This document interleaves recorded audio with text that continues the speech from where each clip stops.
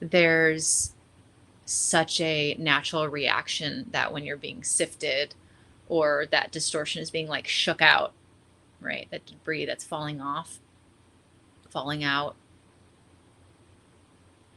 It's so easy because of the ego mind to go into some kind of restriction, contraction, fear.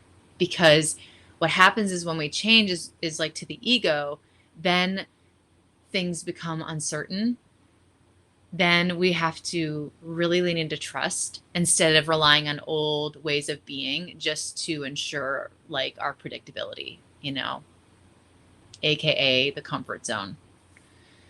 So when you choose to lean in and let go and be honest about these old ways of being that aren't serving you anymore, there is going to be an ego death, meaning like you're asking your ego to be present instead of using some kind of past to give you control and reassurance in the moment to moment.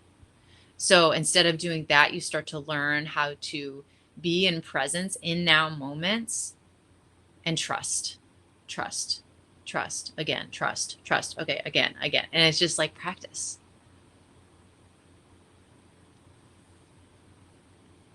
And you need both the unconscious and the conscious, the light and the dark, the duality right now, because it's teaching you what's the difference. So it can feel like this up, down, up, down. People talk about it, kind of like a 5D, 3D, 5D, 3D, 5D, 3D, if you're in those conversations, right?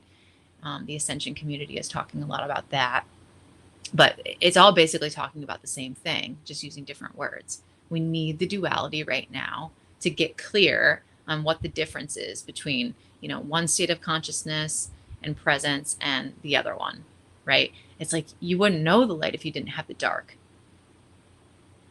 right? You wouldn't know higher self if you didn't have the lower self. So it's quite beautiful, and it's how we're learning right now. But eventually that duality is going to fall off, and we're not going to need to like create from this like place of duality anymore, because we will have internalized and embodied this like higher way of being, and it's just going to be the thing we do, right? We just do it.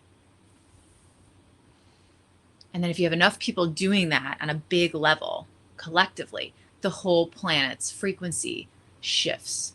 And then we can get into like some physics with all that.